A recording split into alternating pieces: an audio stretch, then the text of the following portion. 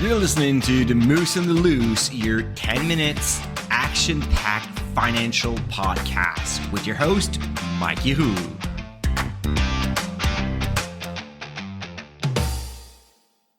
Hey, what's up, Market Moose? Mike from The Moose on the Loose. Happy Thursday. Today we're going to talk about something super simple yet super complicated, and I love finance just for that.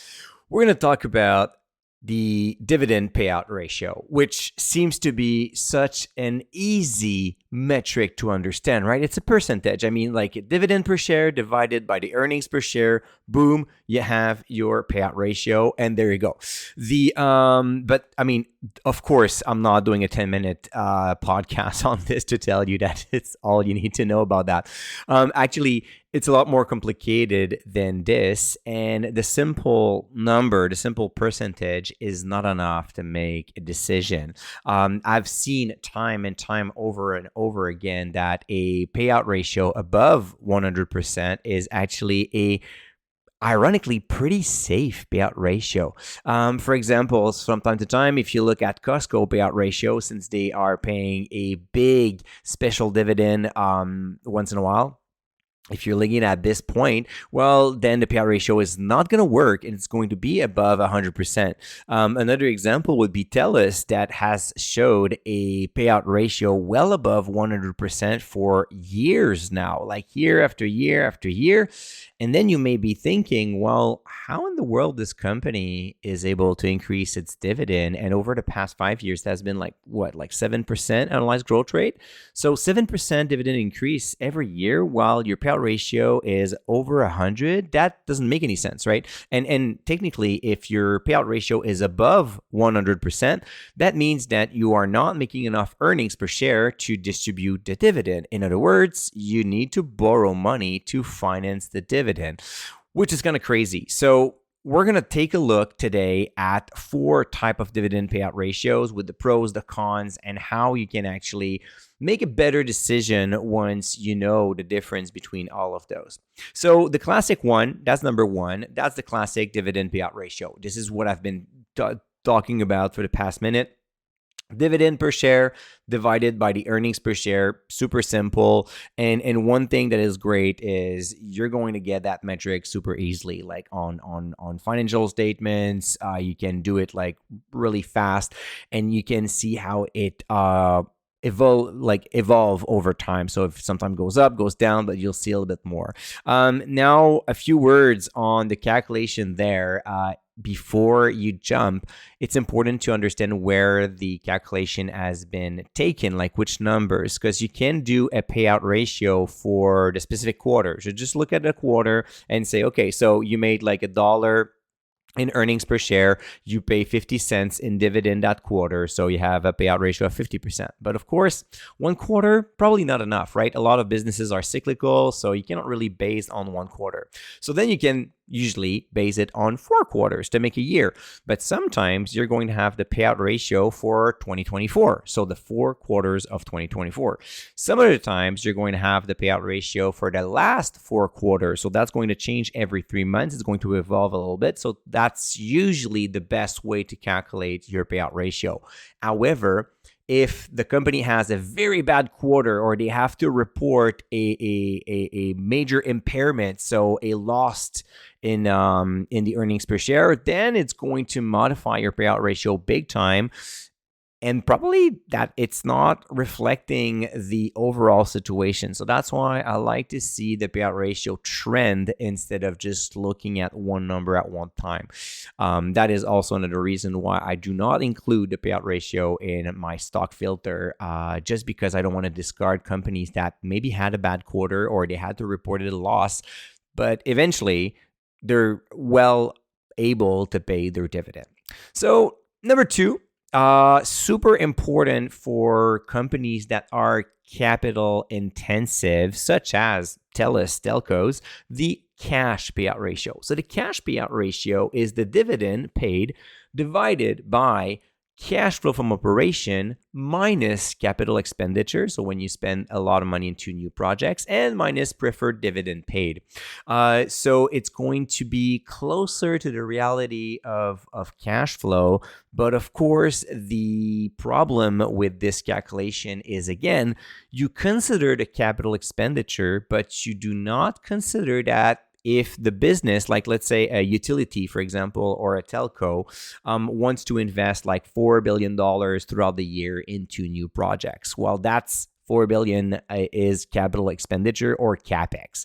The problem is, chances are they're going to borrow a part of, they're going to borrow money to fund that project. I mean, it totally makes sense to use leverage, and then you borrow maybe like $2 billion out of that project to finance it, and the rest will come from cash flow. Well, the cash payout ratio will just use your cash flow from operation, deduct and like the capital expenditure, and will not include the financing. So on one side, if you're a purist, it makes sense because you're going to say, well, the company cannot afford to do their capital expenditure plus pay the dividend, so they need financing, but they really need financing for the capex, not really the dividend. See how it turns around a little bit?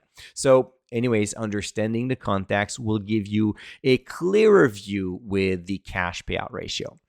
And then sometimes we go into something a little bit more complicated, such as the distributable cash flow per unit or per share that is being used for calculating the distributable cash flow payout ratio. It could be also distributable earnings. We'll see that for asset managers, for example, for companies. And the distributable cash flow payout ratio is usually coming from the energy sector, like pipelines, or even also utilities. Similar to the cash payout ratio, the reason why management present the DCF is mostly because they have large projects and they're capital intensive. And as I told you, the cash payout ratio is not really perfect, but the distributable cash flow payout ratio, the problem with this one is it's kind of like homemade by the business. Like it's not a GAAP number, so it's not accepted by accounting principles. What I like best is when management is able to show the calculation, so how they get to that number, so you're in a better position to understand it. But it also explains, like a good example would be Enbridge. So Enbridge, when you look at their payout ratio and their cash payout ratio, both of them most of the time are either above 100% or negative. So in both cases, not looking good. But if you look at the DCF is usually between 65 and 75. That's their target. And they are most of the time online with this. So now you can debate whether or not you want to trust management on their calculation, but according to their target and according to what they look at, it falls there. So that's how they are able to continue to grow their business and grow their dividend. I mean, right now it's about 3% dividend increase, but still it's better than nothing, right? And the dividend is not at risk at this point. However, I would just add a small note. One day or another, they will have to pay off their debt. So yes, it's acceptable for a period of time to see debt growing because you invest in the business and you have like major projects, but you don't want to become another BCE, right? You don't want to borrow way too much and crumble under interest charges and at one point not being able to pay the dividend, invest in the business, and then pay the debt at the same time. So just want to highlight that for those capital intensive businesses. Yes, the DCF payout ratio is interesting, but one day or another, you will still have to pay down that debt. You cannot just balloon the debt forever. Finally, the last one, funds from operation payout ratio, commonly known as FFO payout ratio, or the adjusted fund from operation, so AFFO. So those FFO payout ratio and AFFO are used for REITs, so real estate income trust, mostly because since they have to distribute at least 90% of their earnings, using the earnings is not exactly the right metric to look at the payout ratio. Plus, they have a lot of amortization because they invest in properties and buildings. So again, working on something that is based on funds from operation, which is similar to cash flow from operation, that will be a better way to assess if the payout ratio is good or not. Big problem here is most of the time when you look at the payout ratio, when you look at a REIT, it will be the original calculation, so the dividend per share divided by the EPS, and then you have to go into the financial statements, the investor's presentation, the quarterly earnings, to see what is the FFO look like. Of course, FFO for a REIT will generally be relatively high in a sense that that's their purpose, to get your money back in form of distribution.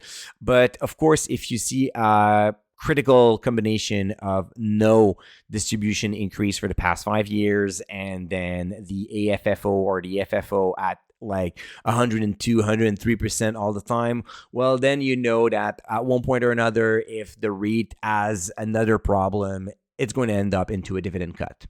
So, all right, Moose, I hope that you have enjoyed this review of the 4 payout ratios. If you have any question, as usual, just come and see me on YouTube. All my podcasts are there, so it's an easy way to comment, and then we can get that discussion going. All right, so tomorrow we are going to talk about some retirement planning misconceptions. So if you are 60 and you believe in those about retirement, well, you're going to be in trouble. So that's going to be tomorrow. And until then, don't forget to stay invested. Hey, welcome to the disclaimer. If you're listening to The Moose and the Loose, you cannot really expect me to give you buy or sell recommendation or financial advice, right? You're here for fun, you're here for information and some entertainment. But I am not your financial advisor, I am not your broker, so therefore I'm not liable if you're losing money after listening to the podcast. If you're looking for some advice, go see a professional. If not, you can enjoy the show and do your due diligence after it.